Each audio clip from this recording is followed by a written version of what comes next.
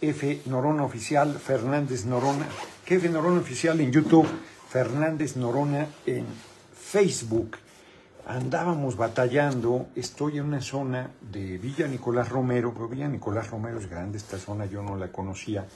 Es una zona, todo Nicolás Romero debió haber sido muy bello, boscoso, esta parte es boscosa, fría, el agua sale helada y es una zona muy bonita.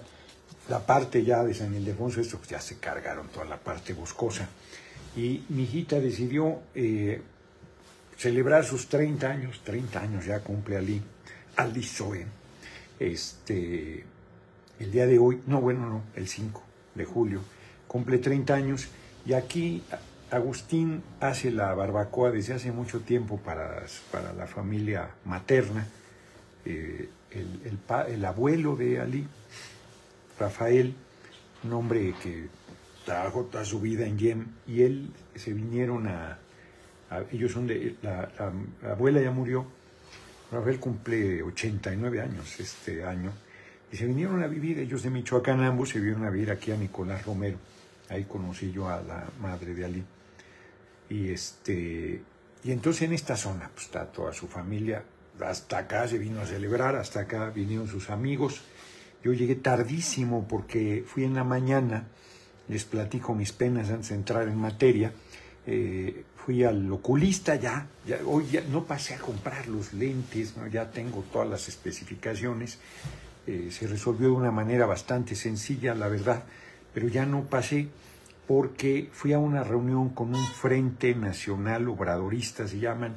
Ellos están muy metidos en las redes, haciendo espacio de difusión, tratando de llevar de combatir más que llevar la verdad, combatir las mentiras de la derecha. Entonces estaban de varios lugares, ellos hicieron el Chairo Fest, le llaman, y ahí se reunieron a comer, a convivir, a intercambiar puntos de vista y me invitaron. Les di un mensaje, a mí se me olvidó transmitir en vivo, la verdad es que estuvo bastante bien, pero voy a retomar el tema con ustedes. Y luego me vine, pero está retiradísimo, que vamos a salir a las 3, casi a las 3 de la tarde del DF, como les sigo diciendo yo, no hombre, llegamos aquí 4:30, cabrón. Entonces, y ahorita estaba buscando un lugar por ahí mismo, hay un trío, están cantando y tal, estaba buscando un lugar donde transmitir, pero no hubo manera porque no agarraba la señal. Y aquí es una papelería que tienen computadoras, tienen internet, está al tiro, y entonces aquí desde Loma del Río se llama, estoy haciendo la videocharla de hoy. Y entro en materia. Antes de hablar de lo que es la guerra jurídica o el lawfare, yo lo estaba diciendo mal, ya me corrigió Emma, que habla muy bien el inglés, me dices lawfare. Es un término que, según Aranza Tirado, se desarrolló desde el siglo XX, final del siglo XX, pero lo popularizó un general, ¿dónde está el dato? Un general norteamericano, plantea por lo menos 3 acepciones. Dunlap, un general Dunlap, o Dunlap, que desarrolló una serie de estrategias, por supuesto, militares para conservar la hegemonía del imperialismo estadounidense. Vamos a volver aquí, hagamos un pequeño paréntesis para que creo que si lo planteo así se va a entender con mayor claridad. Durante los gobiernos neoliberales, es un paréntesis, se hizo todo un ensayo de juzgar y sentenciar a la gente sin un procedimiento legal. ¿Cómo sí?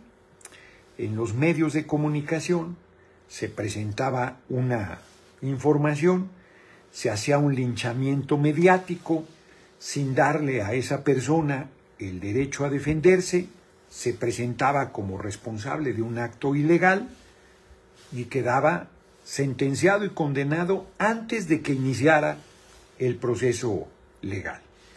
Lo hicieron de manera con ciudadanos o con personas que no estaban dedicados a la política. Pongo el caso más conocido, Florence Cassés e Israel Vallarta. Se hizo un montaje, Carlos Loret de Mola, donde supuestamente entraron a un rancho ahí en las afueras de la Ciudad de México y liberaron a un número importante de personas que sostenían estaban secuestradas ahí. Y la televisión, Televisa, Pablo Reina, el periodista, presentó en vivo, entre comillas, el momento de la liberación. Fue una cosa poderosísima y ambas personas, Florence Cassés e Israel Vallarta, quedaron sentenciados y condenados. El delito de secuestro había venido a la alza, cada vez con mayor violencia, cada vez con mayor brutalidad. A veces, inclusive, aunque pagaran el rescate, eran asesinadas las personas secuestradas. Y entonces había un repudio cada vez mayor a ese tipo de crímenes. Y frente a la presentación de la liberación y la detención de esta pareja en vivo, quedaron hundidos. Al pasar de los años, muchos, Florence Cassés salió como en 8 o 9 años, no recuerdo, después estuvo 8 o 9 años presa. Ella, estando en arraigo domiciliario, le estaban haciendo una entrevista a García Luna, hoy preso en Nueva York, por vínculos con el narco, y le dijo: es falso lo que usted está diciendo, yo no fui detenida en el momento que ustedes la presentaron como la detención, yo fui detenida en la calle cuando iba a mi trabajo, me acaban de contratar, en un hotel iba a entrar a trabajar, en una de las cadenas, Fiesta Americana, alguno de estos, no recuerdo la verdad la historia con precisión. Los tuvieron más de un día retenidos, golpeados, amenazados, y el día que hicieron todo el montaje presentaron como si en ese momento estuvieran liberando a las personas y siendo secuestrados.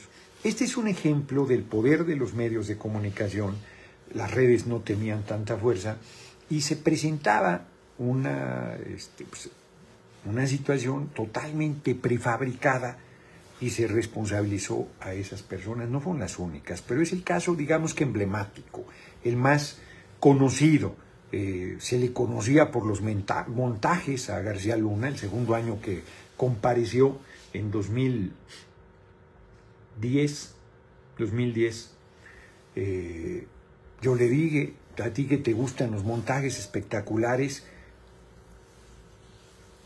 detente a ti mismo y le harás un gran servicio a la patria. Es un montaje de tu detención, eres un criminal peligrosísimo, haciendo sarcasmo de lo que era fama pública, pero que nadie se lo decía. Bueno, los medios han jugado ese papel. En el caso de Bejarano, que sí recibió dinero de particulares para campañas políticas y que se ha convertido en el ejemplo emblemático de corrupción. La cantidad nadie la sabe, ni siquiera, yo no me acuerdo, pero no era una cantidad importante, pero lo presentaron el video de tal manera, le armaron un 4, o sea, tenían la información. Esto participó Diego Fernández, Carlos Ahumada, Carlos Salinas, Rosario Robles.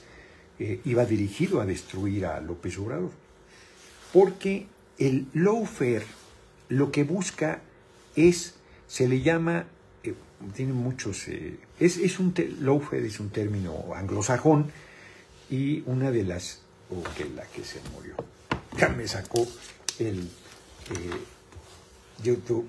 No, bueno, ¿qué haces con esto? Y entonces, pues no sabes cuántos entran, porque reanudar, a ver si sí reanuda. Ya reanudó.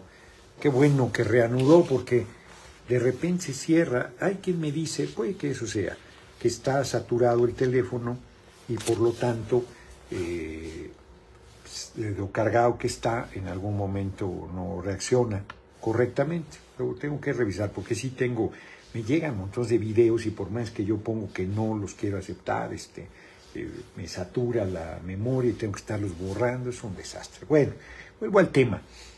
Lawfare tiene 3 significados fundamentales. Uno, que es Estados Unidos e Israel se duelen de que los terroristas, a quienes ellos combaten y así los denominan, usan los derechos humanos y el marco legal internacional para ponerlos en el banquillo de los acusados, porque Estados Unidos se dice el defensor de la democracia y los derechos humanos y lejos está de serlo. Entonces ahí lo agarran mal parado y hacen ese cuestionamiento. Hay una segunda definición que ahora no comentaré, y la fundamental que este general Dunlop ha hecho que sea la definición, digamos, más cercana a quienes han estudiado este esquema. ¿Qué esquema? La guerra tiene muchas caras, tiene muchas formas, y el gobierno de Estados Unidos se ha caracterizado, sin importar si los republicanos o los demócratas gobiernen, en utilizar siempre su poder para tirar a gobiernos elegidos democráticamente y que están sirviendo a sus pueblos. Ni siquiera que estén pensando en grandes transformaciones, como sí se lo planteó Cuba, por ejemplo, la Revolución Armada de Cuba, sino a veces solamente disminuir los niveles de pobreza, generar un poco de mejores condiciones de vida para las poblaciones, ni eso aguantan. Jacobo Arbenz en Guatemala, por ejemplo, estaba convencido de hacer una democracia inspirada en Estados Unidos, pero eso implicaba parar a las transnacionales, a la United Fruit, que tenía el monopolio del plátano y tenía el monopolio de tierras. Entonces era necesaria una reforma en el campo para hacer reparto de tierras y mejorar las condiciones de vida de la gente en Guatemala. Pues ni eso aguantaron. En los años 50 fue depuesto por un golpe militar, se levantó el ejército guatemalteco, apoyado y financiado por Estados Unidos. Está súper documentado en una novela de Vargas Llosa, que nadie va a acusar de izquierdista a Vargas Llosa. Es buenísimo, es el último libro, si mal no recuerdo, que escribió Vargas Llosa. Es buenísimo, se los recomiendo ampliamente. Se los he comentado en otro momento, ahora olvidé el nombre del libro. Pero podría hacer no terminaría en la hora y en días, diría yo, en citar, se llamaban centenares de intervenciones militares directas o promociones de golpes de Estado. Lo hicieron en Chile con Salvador Allende, documentado ya en los archivos desclasificados de la CIA, también complotados de la Embajada de Estados Unidos, en México con el presidente Madero. Pero esa manera de actuar, en Argentina, en Uruguay, en Brasil, en Paraguay, en Bolivia, en Ecuador, en Perú, sobre todo en América Latina, ¿no? Los golpes de Estado que hubo en todos esos países siempre estuvo detrás de Estados Unidos, y los poderosos, los intereses económicos poderosos de Estados Unidos y del país en cuestión. Pero es una manera cada vez más repudiada. No tiene buena prensa un golpe de Estado. Lo que hicieron en Bolivia, trataron de justificarlo diciendo que había habido fraude electoral. No era cierto. Evo Morales, a pesar de que ganó sin necesidad de una segunda vuelta, ofreció una segunda vuelta. No quisieron, ofreció repetir la elección, no quisieron, lo tiraron. Estuvieron a punto de asesinarlo. Pero esa manera de actuar en pleno siglo XXI es cada vez más repudiada. Entonces Estados Unidos ha empezado desde finales del siglo XX a diseñar otras formas de guerra. La guerra no solo es con armas, no solo es... La Guerra Fría se llamó mucho tiempo, el enfrentamiento entre la Unión Soviética y Estados Unidos, que no había invasiones, ejércitos, lucha armada, pero estaba en la diplomacia, en las presiones económicas, en las esferas de influencia de diversas zonas del mundo. Entonces la guerra tiene muchas maneras, muchas caretas, muchas facetas, y Estados Unidos ideó el lawfare, que es la guerra jurídica. ¿En qué consiste? Consiste en utilizar de manera torcida, de manera ilegal, el aparato de justicia de un país para aniquilar a un adversario político, y ese adversario político puede ser, no puede ser, es presidente de la República y se busca tirar a ese. Son los llamados golpes blandos.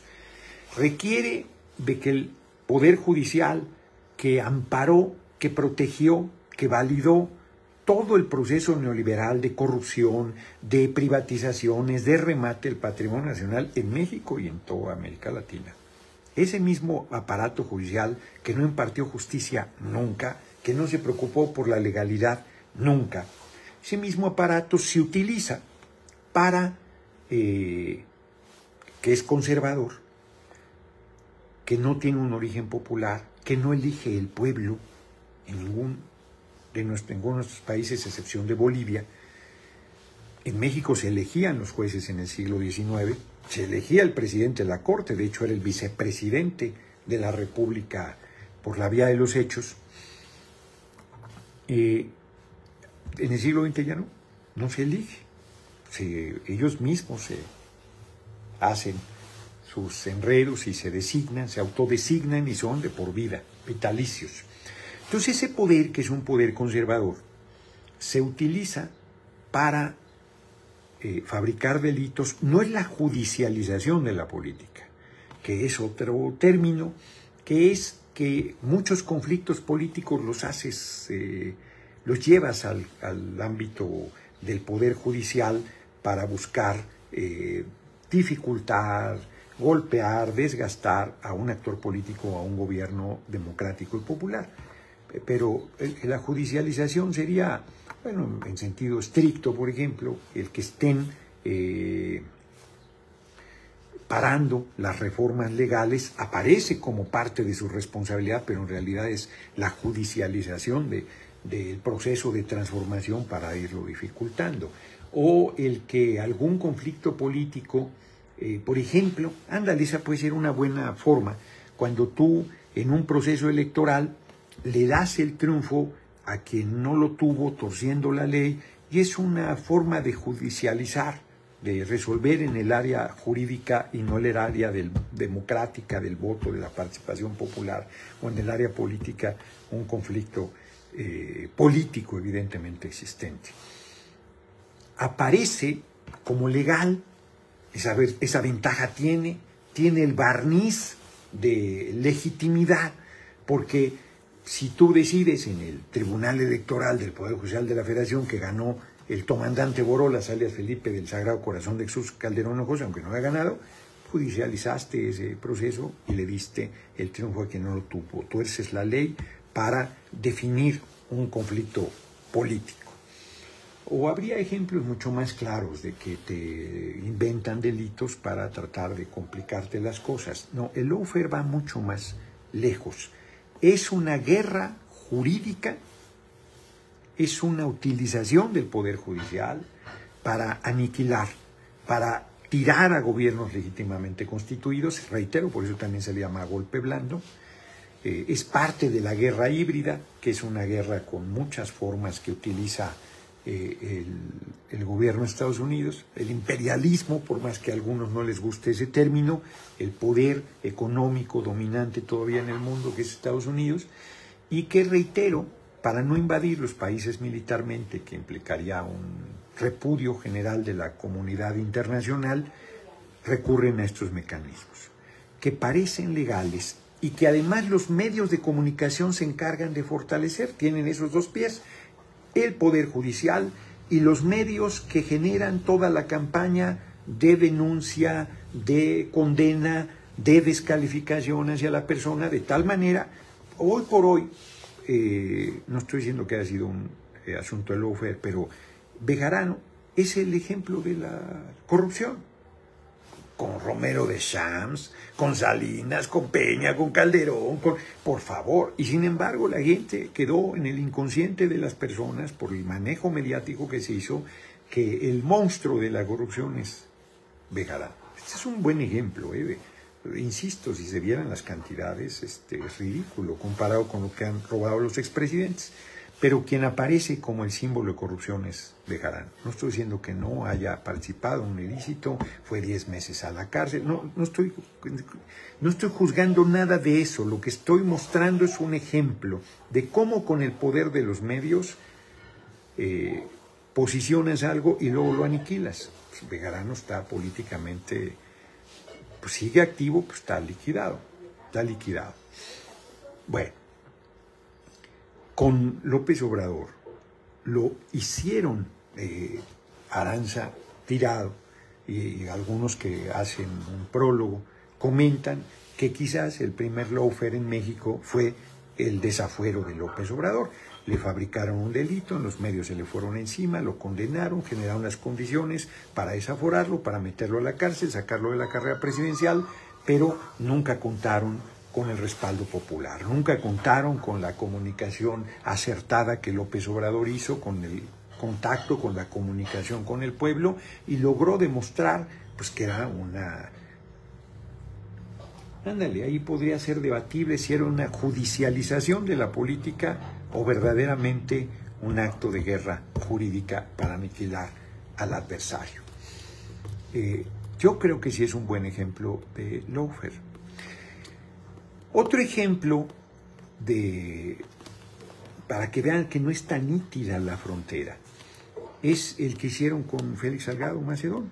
Lo acusaron de haber violado sexualmente a una mujer en los medios, no en los tribunales. No hubo una sentencia, no hubo un proceso judicial, no hubo nada. Fue toda la campaña mediática, un violador no será gobernador, toda la campaña brutal. Y luego no pueden tirarlo de la candidatura, se mantiene firme. Morena, después de varios tropezones, finalmente lo mantiene como candidato al gobierno de Guerrero, y acto seguido el INE, en un proceso de judicialización, ¿no?, le quita la candidatura, le anula sus derechos políticos electorales, le hace una muerte cívica, un castigo brutal, a pesar de que es senador, de que tiene fuero y no tiene instancia para apelar a esto, porque el INE primero, con facultades, y el tribunal como última instancia, primero dice que revise su sentencia y luego lo ejecuta, lo busca aniquilar políticamente. Es un buen ejemplo, porque hicieron toda la campaña los medios y luego entra el barniz de legalidad. A tal grado que hay personas que se quedaron en la cabeza con la idea de que le habían quitado la candidatura por la supuesta violación sexual a una mujer. Morón es peor. Morón no había hecho ninguna cosa ilegal y lo sacan de la contienda en Michoacán, que es otra vez la utilización perversa de la ley para aniquilar a un adversario. De esto estamos hablando, y de esto quise volver a tomar hoy el tema, porque es lo que se está intentando con López Obrador y el tema de los niños y niñas con cáncer, que dicen ellos no reciben los medicamentos. Se acaba de decir que han llegado 21 medicamentos que están repartidos en el país, y los medios siguen sosteniendo que es falso. Y van apuntalando la idea de que 1.600 niños han muerto, que son responsabilidad del López Obrador, y ya lo llaman asesino cuando no hicieron ninguna cosa. ¿Alguien sabe cuál es el dato de los niños que murieron y niñas que murieron por cáncer en los primeros 3 años de Peña? En los primeros 3 años del comandante Borolas, Felipe del Sagrado Corazón de Jesús Calderón Hinojosa, en los primeros 3 años de Fox, en los primeros 3 años de Cedillo, en los primeros 3 años de Salinas. Nadie lo sabe. ¿Lo dijeron los medios? No lo dijeron. Había desabasto de medicamento toda la vida. Los 30 años del neoliberalismo, el desabasto de medicamento, no solo a los niños con cáncer, sino de todo medicamento. De todo medicamento. Lo venimos arrastrando. Lo venimos... así recibimos el país. ¿Dijeron algo los medios? No dijeron nada, absolutamente nada. Y hoy van enderezando esta campaña en contra del compañero presidente, porque lo que quieren hacer es de lo que estoy hablando, del lawfare. Miren, es la persecución mediática y judicial contra los opositores políticos. Esta es la definición que hace Cristina Fernández, que vivió el tema. Pero esta parte, ahora verán, creo que es esta.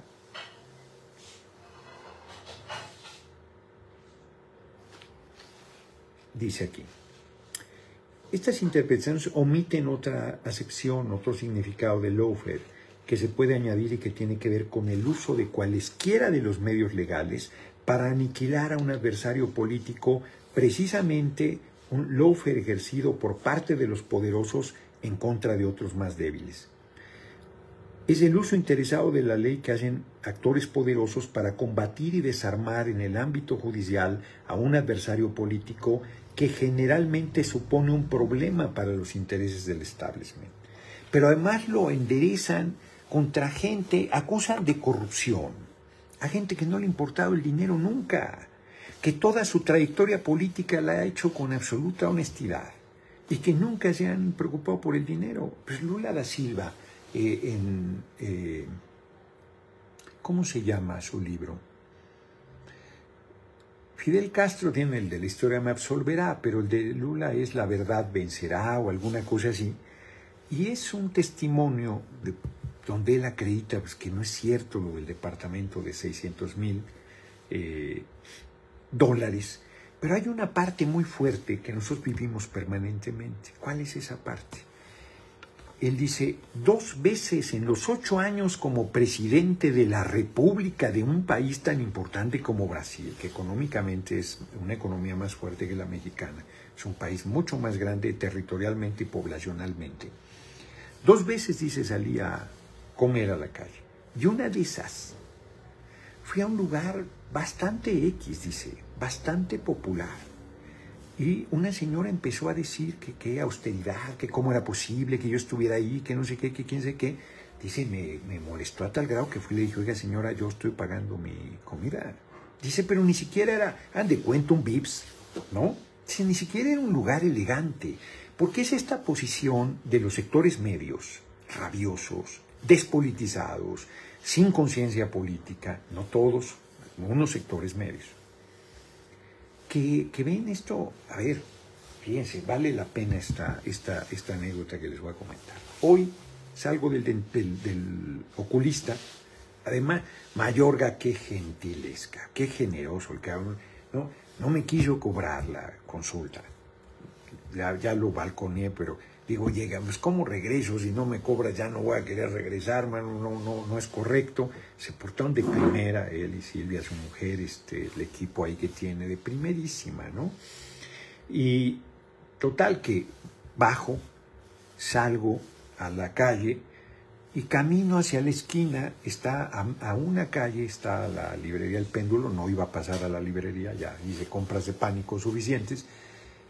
Hay un café en contraesquina, paso la calle y le digo a Gerardo, que me ayuda a conducir, que pase por mí allí enfrente del Péndulo. Y da vuelta un Jetta pedorro y me insulta a una mujer, y el que va manejando, pues porque son cobardes, porque me ven ahí parado y ellos van en su vehículo y no, te insultan y se van. Y llega en ese momento, llegan por mí y ya ven, yo tengo el genio vivo y le digo, alcanza ese carro que está ahí parado, el siguiente alto carro que hay, y lo alcanzó, pues está ahí. Y entonces no le emparejamos a un lado y le digo, oye, cabrón, ¿por qué me insultas? No, es que yo tengo un sobrino con cáncer, que no sé qué, que no. Y entonces pongo el teléfono, se va, pongo el teléfono y lo alcanzo. Si él tiene un sobrino, niño o niña, niño en este caso, con cáncer que no recibe medicamento, yo lo alcanzo y me da los datos. Ustedes son unos irresponsables, mi sobrino es fulano, vive en tal lado, tiene tal edad, lo atiende en tal lugar. Por eso te dije lo que te dije. Cualquier ciudadano puede reclamarte, están en su derecho. Tú eres una figura pública y cualquier ciudadano puede reclamarte algo que considere que no comparte contigo. Es su derecho. Insultarte no. Yo ahí no comparto con el compañero presidente que tengan derecho a insultarte. O sea, ¿cuenta de qué? Pues yo no los insulto, no tienen por qué injuriarme a mí. Entonces, el tipo, en vez de decir o repetir, pues, era mentira, son unos farsantes. Son tramposos, son mentirosos. Su bandera, su divisa es la hipocresía, doble cara, doble moral. Cobardes además, porque te insultan sabiendo que están seguros en su carro y que no los vas a poder alcanzar, y los alcanzan y se mueren de miedo. Yo ni me bajé de la camioneta, pude haberlo hecho, porque los alcanzamos ahí en el semáforo. No me bajé de la camioneta, no me acerqué a molestarlos, solo los transmití desde la ventana de mi vehículo. Subió la ventana, ahí está el video en Facebook. Se escondía, se ponía la mano en la cara para que no lo vieras. Y la mujer igual, se hacía para atrás tapándose con él, aunque según ella estaba grabando con un celular por el techo del vehículo, por fuera. Eso es la derecha.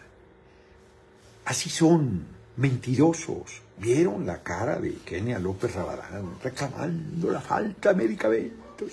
Farsantes. O Xochitl, entonces decían que yo defiendo a Xochitl Gálvez, por favor.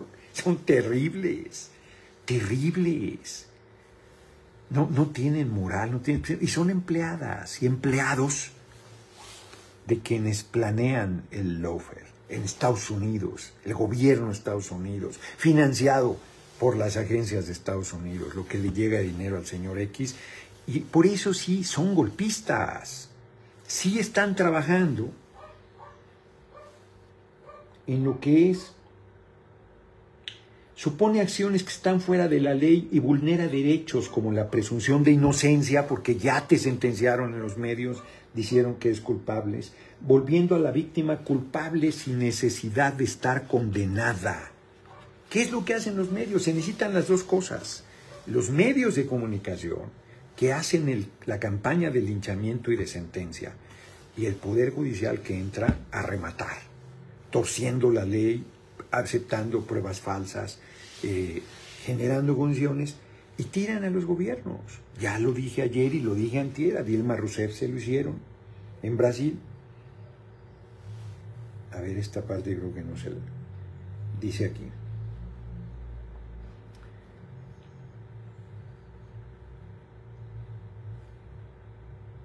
Bueno, esto es lo que decía Dilma Rousseff.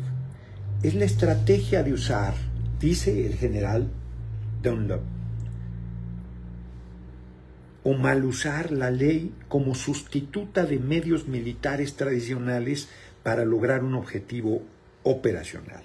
La ley es como un arma para detener un liderazgo, por ejemplo, para deponer a un presidente, para acabar con un régimen y un gobierno elegido democráticamente.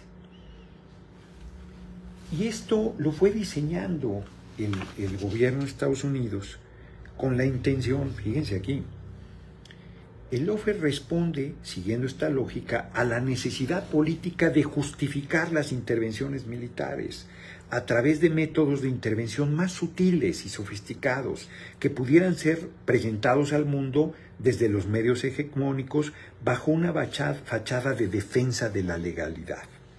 Como se verá más adelante, la prensa tiene un papel fundamental e imprescindible en la estrategia del lawfare, claro, porque dicen, estamos combatiendo la corrupción, yo estoy financiando al señor X porque ellos tienen una organización de mexicanos contra la corrupción que hacen investigaciones, que desnudan, que ponen luz sobre hechos de corrupción de los gobiernos en turno. Farsantes, farsantes. Están apoyando al PRI y al PAN, que son la cueva de los políticas y políticos más corruptos y corruptores del país, que endeudaron, que saquearon, que se enriquecieron al cobijo del poder, que generaron los procesos de privatización.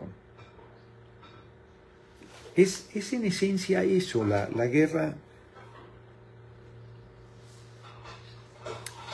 es una, a ver aquí, dice, es una herramienta legal para la guerra que la sustituye con métodos como el uso de la ley, porque tiene menores costos que la guerra en sí, de la guerra militar, con soldados, con intervención, con muertos, con atropellos, ¿no?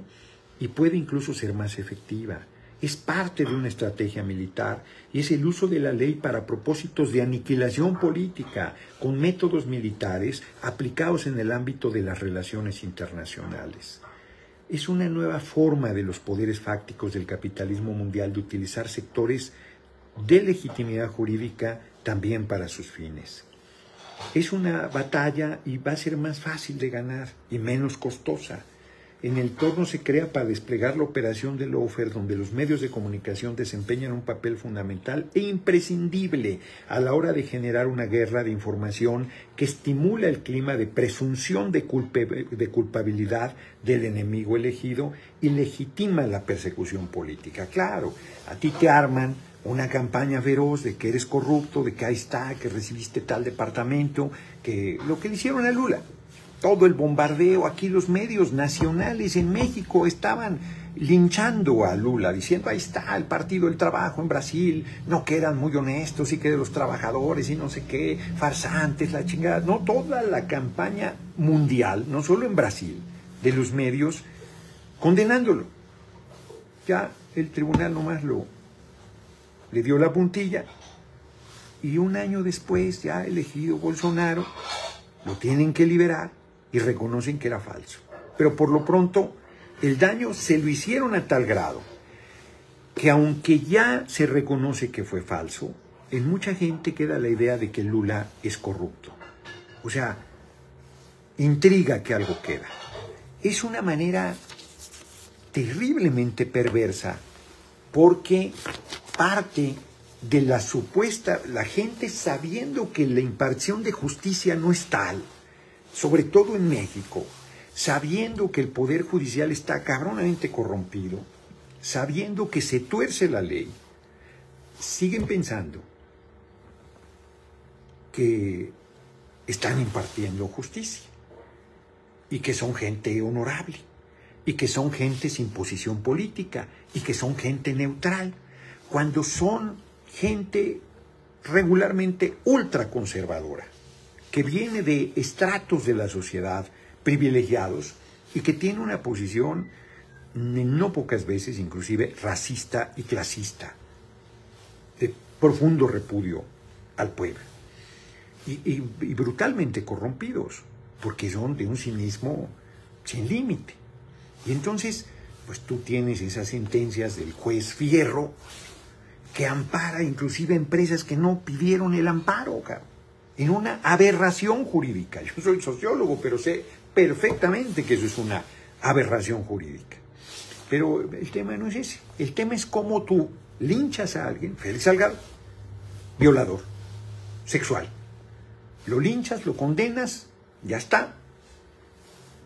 Y luego lo madreas.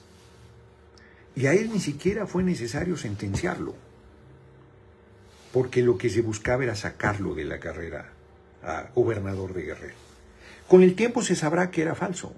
Con el tiempo se sabrá que quien hizo esa acusación mentía. Con el tiempo se sabrá que las pruebas eran hechizas. Pero por lo pronto, y para la vida, esa mancha persiste. Esa mancha continúa. Entonces, es una... Apenas voy en la página 52. Apenas voy en la página 52. Y ya se los recomiendo. Y la otra parte que es terrible, ¿no? Que son sectores de la sociedad que apoyan estas cosas cuando deberían estar apoyando a su gobierno. Que, bueno, estos del auto, por supuesto que la camioneta en que yo iba era mucho más económicamente presumible que el carro en el que ellos iban. Y sin embargo ellos se sienten superiores, porque yo reivindico mi origen popular. Porque yo podría, cuando yo era, aparente digresión, cuando yo era jovencillo, ahorita que venía para acá, paso a un lado de la clínica 63 de San Ildefonso. Hace 41 años, cabrón, yo venía a trabajar ahí. Venía en unos camiones que venían para San Pedro, desde la Unidad del Seguro. Tenía que tomar dos. Uno o hacia Gustavo Vaz o hacia el periférico para tomar el camión que entrara hacia esta zona. Y luego de aquí me iba a la zona residencial militar a entrenar fútbol americano y de ahí me iba a la UAM, a Azcapotzalco, una locura. Trabajé un año aquí. Hace 41 años, cabrón. Y si a mí me preguntabas que si era yo pobre, que por supuesto que era pobre. A ver, yo comía 3 veces al día. Comíamos una vez a la semana pescado, comíamos carne o de pollo, o de res, o de puerco, pues, todos los días. Comíamos vegetales también, había fruta también. Yo no sé lo que es el hambre, pero eso no quiere decir que no fuera pobre. No teníamos nada, no teníamos ni un auto, no teníamos nada, hombre. No íbamos a vacaciones a ningún lugar, no teníamos nada. Nuestros lujos era el domingo comer gorditas o tlacoyos una vez a la semana, o tortas de queso de puerco y jamón. Era nuestro gran lujo. Nuestro gran lujo era algún sábado ir de compras y comprar un pollo rostizado y comérmelo de regreso a la casa. Era el gran lujo. Y el lujo absoluta y verdaderamente excepcional era una vez al año, literal, en el Día de las Madres o en algún día, ir al restaurante Rosalía, que estaba en el eje Lázaro Cárdenas, que en mi casa se le conocía como el Tragadero, que hacían paella, que a mi abuela le gustaba mucho y a mi familia les gustaba mucho, y te daban en 4 o 5 tiempos comida, te daban la sopa, te daban arroz, te daban guisado, te daban paella, era una locura de comida. Era el gran lujo que nos dábamos. Seamos pobres. Y cuando a mí me preguntaban si yo era pobre, pues a mí me daba vergüenza decir que era pobre, y yo decía que era clase media baja, ¿no? Como les digo ahora, porque tengo un carrito pedorro que funciona un día sí y otro no, pues ni siquiera tenía un carrito pedorro que funcionara un día sí y otro no. No tenía nada. Nada. O sea, yo no llevaba para gastar a la escuela. No teníamos para eso.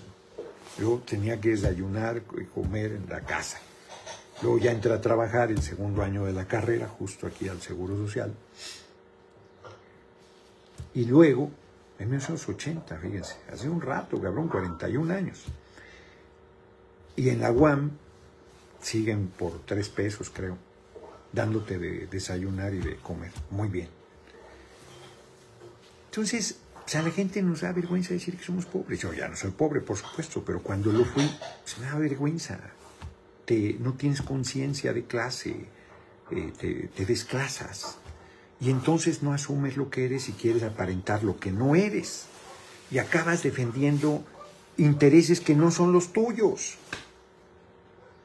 Te acabas comportando como si fueras hijo de Carlos Slim, cuando eres una trabajadora o un trabajador. Eso es lo que somos. Yo di mucho tiempo clases en preparatoria, particular. Y cuando yo les decía esto a mis alumnos, había quienes se ofendían. ¿Que cómo me atrevía yo a decir que eran trabajadores? Aunque sus padres fueran gerentes, eran trabajadores, que no lo eran, ¿no? Entonces, hay esa parte de falta de conciencia política, del lugar que tienes en la sociedad, de los intereses que debes defender y a los que representas, de los que formas parte. Y además, pues la falta de lectura, la falta de conocimiento de la historia, la falta de reflexión, la falta de formación, la falta de discusión. No, hombre, pues se te hace un cóctel despolitizador terrible. Y por eso luego andas tomando banderas que son de tus adversarios. Dice el compañero presidente, no son enemigos, son adversarios. Yo creo que sí son enemigos. Algunos, que pueden ser también mexicanas, mexicanos, pero que no se asumen como tales, que no tienen nacionalidad, porque lo único que les identifica es el dinero y su enorme rapacidad, su enorme voracidad de lucrar a costa de lo que sea. Y eso, pues es terrible, porque además es autodestructivo, porque destruye la tierra. Toda esta era una zona boscosa, aquí todavía hay, pero los ríos contaminados, entubados, tiras todos los árboles. Ayer en mi recorrido en Iztapalapa, un árbol maravilloso, tírenlo, ¿qué te hace? Ya le habían cortado la corteza para que se seque. Niveles de inconsciencia terribles con el medio ambiente. Más Carlos Marx, para que más se ardan algunos, decía que el capitalismo ataca a sus 2 fuentes de riqueza, el ser humano y el medio ambiente, la tierra. y cita a mi hermanito Jaime Cárdenas, le iba a comentar, la ley por la ley puede ser el mejor instrumento de dominación del poder, dice mi hermanito Jaime Cárdenas, Gracia. Y por aquí citaban, esa me gustó también, aquí está, la manera como se presentan las cosas no es la manera como son, es su apariencia. Las cosas no son lo que parecen, todo el tiempo, todo el tiempo. Hay que ir más allá, hay que ir más allá de la superficie. Y si las cosas fueran como se presentan, la ciencia entera sobraría. Claro, esto que parece o es una parte sólida, en realidad es relativo que lo sea, por cómo está compuesta la materia de átomos y de electrones y de neutrones. Pero puedo ir en una cosa todavía más evidente. Si tú ves algo a distancia, parece chiquito. Ves un edificio a distancia y puede parecer pequeñito. Y hay una explicación física al tema, por la distancia, por toda una serie de cosas, por cómo recibe el ojo la imagen. Pero eso que tú estás viendo no es la apariencia. En la medida que te vas acercando ves que no es así. Entiendes el fenómeno, se puede explicar. O sea, efectivamente, y es importante comentarlo, porque sobre todo los medios de comunicación son manipuladores y hoy francamente mentirosos, y presentan las cosas en el mejor de los casos de manera distorsionada, en la inmensa mayoría ahora de manera falsa, de manera torcida, para fomentar los intereses económicos que protegen. Entonces nosotros estamos en una situación muy delicada, porque la derecha tiene su plan de libretito para tirar al gobierno del compañero presidente, que no lo va a poder hacer. No lo va a poder hacer, gracias al apoyo del pueblo. Estaba oyendo hoy el 70 y tantos % de la gente pide que termine su mandato.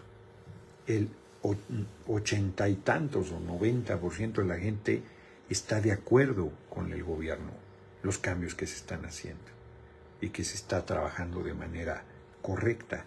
Como lo dijo el compañero presidente, las calificaciones a su gobierno son buenas en términos generales. Eso no quiere decir que no haya muchas cosas por hacer y muchas cosas por mejorar, pero la posibilidad de que ellos triunfen es remotísima, ni a la mala. Ni a la mala, porque el ejército, ya dije, los golpes militares tienen muy mala prensa, están muy repudiados, muy desprestigiados, y las Fuerzas Armadas están actuando con lealtad al gobierno del compañero presidente.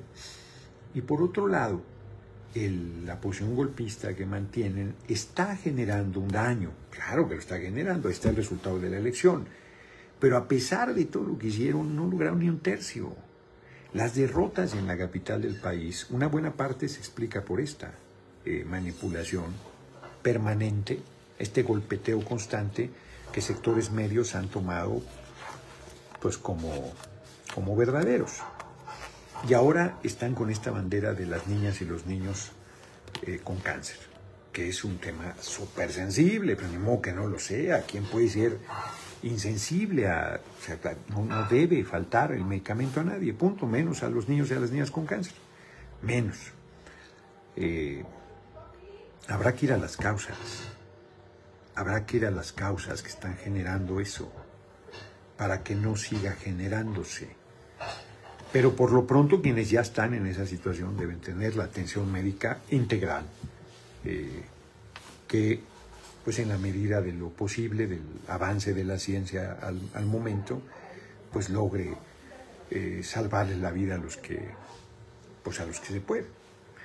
Bueno, pues lo utilizan. Cuando López-Gatell dice hay una trama golpista, está refiriéndose a eso, no está diciendo que sean golpistas los padres y las madres de los niños y las niñas que tienen cáncer, no, está diciendo que la derecha está haciendo lawfare y está preparando las condiciones de una censura mediática que termine en una sentencia jurídica, pero que tiene la enorme dificultad de que no lo pueden sentenciar porque tiene fuero, y la mayoría de la Cámara de Diputados es del movimiento, y no lo vamos a desaforar, porque están inventando patrañas, pero van a seguir golpeando y desgastando al gobierno. Y si perdiéramos, olvídense, como lo dije, en la cárcel terminaríamos una bola sin haber cometido un solo ilícito. Uno solo. Hombre, yo con lo que les digo, a mí me deben traer unas ganas, pero absolutas. A mí es muy raro que me pase lo que me sucedió hoy. Y yo, en términos generales, debo dejar correr. ¿Qué importa? Que te digan una tontería. O sea, no importa. Pero por alguna razón hoy reaccioné, como reaccioné, y creo que estuvo bien, porque los desnudas, demuestras lo que son. Es que el tipo retomó el tema de los niños con cáncer diciendo que un sobrino suyo estaba enfermo y mentía, porque esos son. Te dicen, tú el otro día en Tepoztlán, ahí comiendo cecina con... ¿Cómo se llama, don qué? ¿Cómo se llama el de la cecina, cabrón? Don Armando. Con don Armando, que nos trata a toda madre. A todo mundo.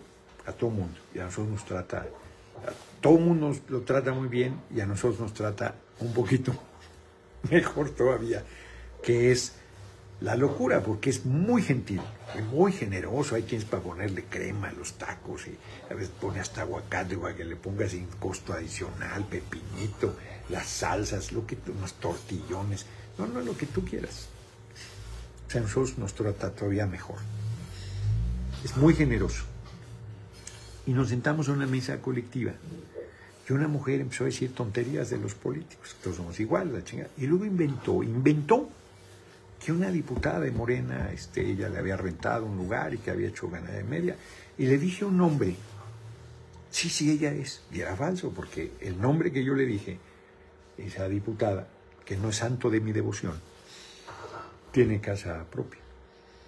Y no tendría sentido que rentar una casa en el mismo lugar. Yo la rento en Tepoztlán, no en el centro histórico.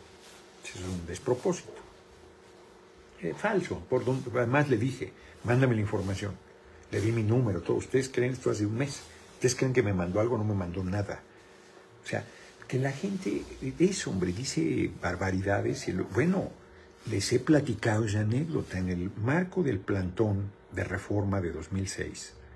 Yo, reitero, me convertí en el vocero del plantón. No voy a repetir esa historia completa, ni vale la pena en este momento. Lo único que quiero decir es que Elena Poniatowska hizo un libro sobre ese plantón y a mí me hizo una entrevista para el libro. Pero antes de hacerme la entrevista me dijo, Gerardo, fui a una cena y un hombre ahí me dijo que tú le habías quitado un edificio.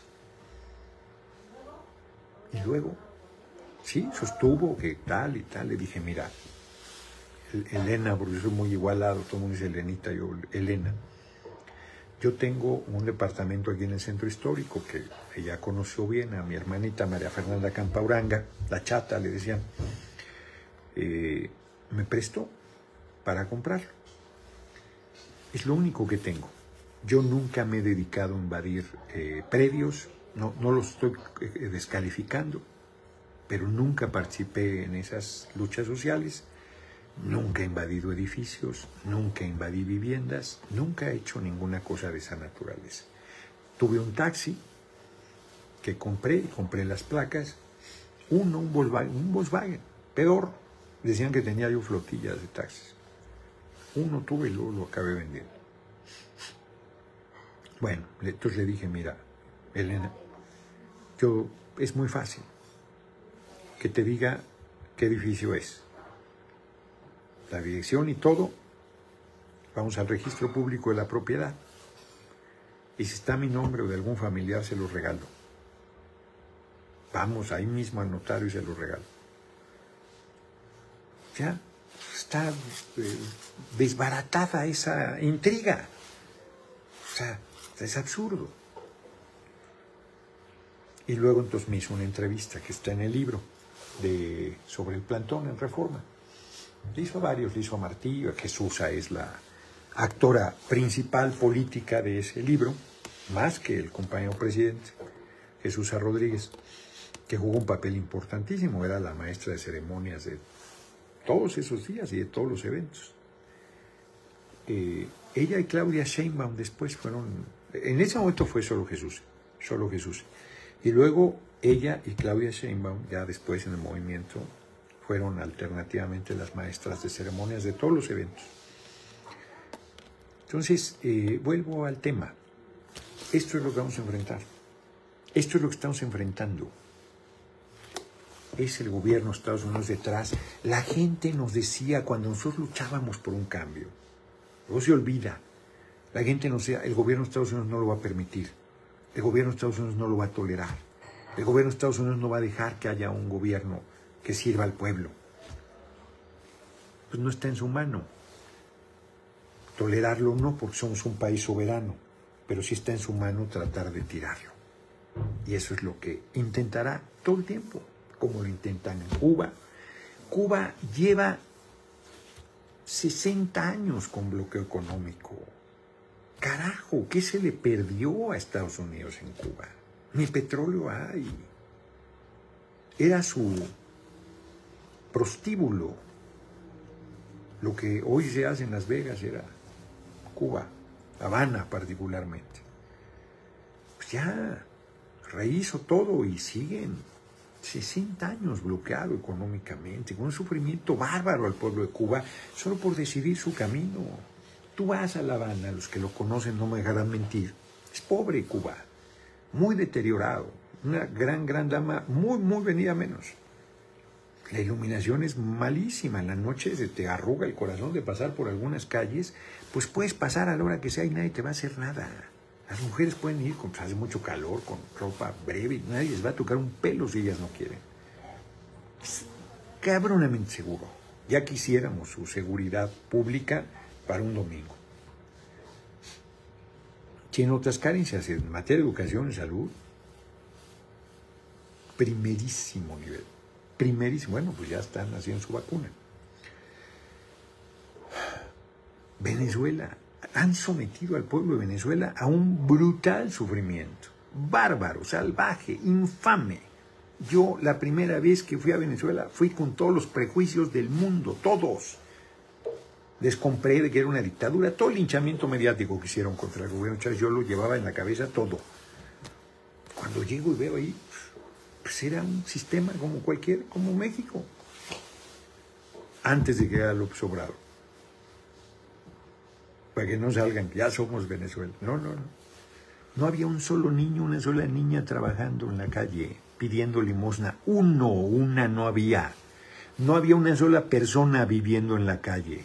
Cuando yo fui, la primera vez, estamos hablando de 2011 quizás. Habían avanzado un montón. Han entregado más de 1 millón de viviendas amuebladas, de 90 metros cuadrados, amuebladas, sin enganches, no, ni pagas mensualidades, cabrón. Y les han hecho un daño. Están sufriendo enorme por el bloqueo económico también. Y por toda la ofensiva. Les han practicado todas las formas para tirar a la revolución bolivariana. Lo que hicieron, bueno, en Ecuador lograron la traición de Lenín Moreno. Lo que hicieron en Brasil es infame, con Dilma y con Lula. Lo que hicieron en Argentina en persecución a Cristina Fernández, lo que hicieron en Paraguay con Lugo, lo tiraron igual. Lo que hicieron en Bolivia con Evo Morales, un golpe de Estado a la antigüita, lo que hicieron en Honduras con Zelaya. O sea, es permanente. Yo no sabía que en España a Podemos los han traído jodidos con cualquier cantidad de Y eso, ahí la autora no acaba de definir si es judicialización de la política o lawfare en sentido estricto. Entonces, nosotros tenemos que entender que estamos en una guerra, es una revolución, la nuestra es una revolución y además estamos en una guerra que la derecha tiene contra nosotros. No es gratuito que el New York Times, que el País, que el Washington Post, que el Financial Times de Londres hablen mal del compañero presidente, porque van armando toda esa de visión de convencer que nuestro gobierno es contrario a los intereses del pueblo, que es contrario a la economía. El compañero presidente no ha tocado ni un solo interés económico. Siguen haciendo el dinero que quieren. Solo hace un esfuerzo para llegar a los que nada tienen y que nunca, que en décadas no han recibido nada. Y hasta eso les, como lo dijo en su intervención de ayer, de antier, compañero presidente, son profundamente racistas y clasistas, odian al pueblo. Y se vinculan, son unos traidores, el PRI, el PAN y el PRD, lacayos del gobierno de Estados Unidos. Defienden esos intereses de la oligarquía nacional y del poder económico de Estados Unidos para seguir con nuestro pueblo pobre, hambriento, socialmente avasallado. Pues es infame. Es verdaderamente infame. ¿Cómo andamos de tiempo? Ya se acabó el tiempo porque empecé tarde. Y además pues voy a regresar un ratito. A ver, vamos a ver rápido.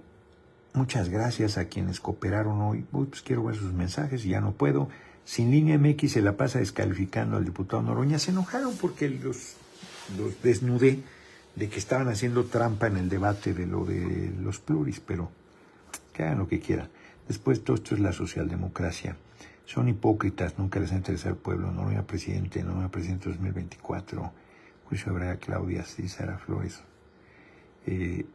Noroña, mientras estés de acuerdo con lo que es el alma de la 4T, pues claro que estoy de acuerdo con la esencia fundamental. Yo soy les guste o no a algunas y a algunos, soy un pilar central de la cuarta transformación, al margen de cómo me vaya, al margen de cómo me vaya.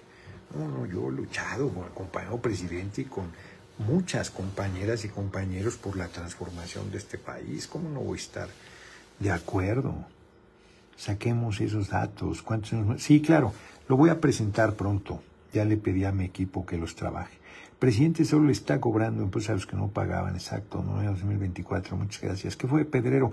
Sí hice la entrevista, la anterior, Omar Muñoz, Sheinbaum 2024, saludos de Nueva York, diputado Silvestre Jiménez, vea la Revolución Inteligente, vea el Observador, vea Noroña, Cones González, gracias, saquemos sus datos. Sí, eso ya le pedí a mi equipo, solo el compañero Noroña tiene suficiente carácter para recuperar nuestra soberanía. Saludos, creo que funciona mejor el internet en un negocio así. Es que lo andan trabajando mal. Lo que pasa es que, acuérdense que sí, aquí tienen varias computadoras, pero acuérdense que en Tepoztlán se batalla mucho con el internet. Ay, cabrón, ¿quién sabe qué hice? ¿Quién sabe qué hice? Ahora, ¿qué hice aquí? Vaya, perdón, ¿quién sabe qué piqué ahí? Y ya había entrado otra ventana. Urge a Pisaco, lo necesita. Sí, voy a ir a... Ofelia Álvarez, próximo presidente, muchas gracias. Voy a ir a todo el país, hombre. Saluditos desde Suchitepec. Saludos desde la Fontana, California. Acuérdense que mañana, de 11 de la mañana a 3 de la tarde, ni un minuto más, después de ahí me voy a Pueblo Quieto. Voy a descansar el lunes. Bueno, voy a descansar relativo porque tengo una reunión con compañeros que me han estado apoyando. Quiero agradecerles a las 8 de la noche. Y tengo a las 5 Junta de Coordinación Política de la Cámara de Diputados. Pero me voy a ir a Tepoztlán mañana, después de la venta de libros, de 11 de la mañana a 3 de la tarde. Leandro Valle 14, Interior 29, Colonia Centro. Pues vamos rápido a las efemérides, que son poquitas. Un día como hoy, de 1883, nació Franz Kafka, yo creo que sí. Y un día como hoy, de 1927, las mujeres votan por primera vez en Latinoamérica en un plebiscito en Uruguay, porque no fue la primera vez que votaron. ¿Les acuerdan que compartí con ustedes a propósito de los cursos que hice, que fue en Estados Unidos a finales del siglo XVIII la primera vez que votaron, creo que en Nueva Jersey, y que llegaron a votar y los hombres, ¿qué chingados hacen aquí? Pues aquí dice en la ley que todas las personas pueden votar y nosotros somos personas. Y así fue, y durante 30 años votaron y luego lo echaron atrás. Y todo el siglo XIX, hasta finales del XIX, principios del XX, pudieron votar otra vez. Fíjense qué fuerte. Y un día como hoy, de 1955, hace 65 años, ¿no? 66. Por primera vez votaron las mujeres en México. 66 años, ayer, cabrón. Ayer. En una elección federal de diputados, intermedia, yo creo. Sí, intermedia, claro. Porque el presidente de esa época entró en 52-58, Adolfo Ruiz Cortines. 58-64, López Mateos, sí, fue en intermedia de Ruiz Cortines. Votaron por primera vez las mujeres, hoy hay paridad, nuestra legislatura, la actual, la 64ª legislatura es la legislatura de la paridad, prácticamente igual número de diputadas y de diputados. Esa que viene, ni se diga, la 65ª, y se ha avanzado mucho en la paridad, todavía no en erradicar la violencia y en lograr la plena igualdad. Necesitamos que puedan decidir sobre su cuerpo y decidir libremente sobre su sexualidad. Son asignaturas pendientes. Pues eso es lo que hay, los dejo, nos echamos la hora. Finalmente, les agradezco mucho su cooperación, les agradezco mucho sus comentarios. Mañana, yo creo que desde Tepoztlán espero estar transmitiendo. Sí, yo sí, termino a las 3 de la tarde, comeré algo y me voy. Nos vamos para Tepoztlán y nos vemos mañana a las 6 de la tarde. Hasta luego. A ver cuántos entraron. 12.636, que ayer